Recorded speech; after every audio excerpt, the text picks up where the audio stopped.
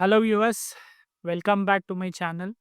So today I have an interesting topic. Okay, so we all face different types of problems, but we should always remember that every problem has its own solution, but we need to find it in a definite way.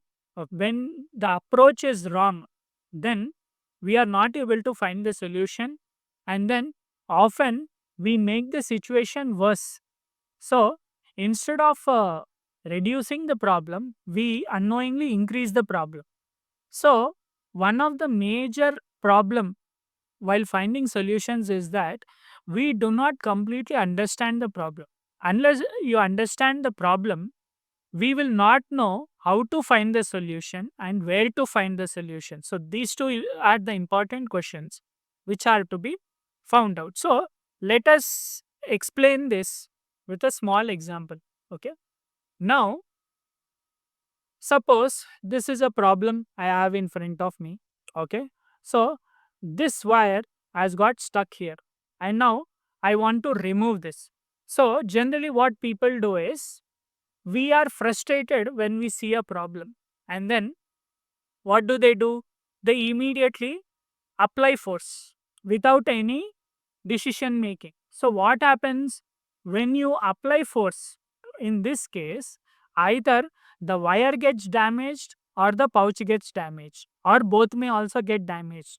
But when to solve this problem, we need a approach. Okay. So what should we do in this case?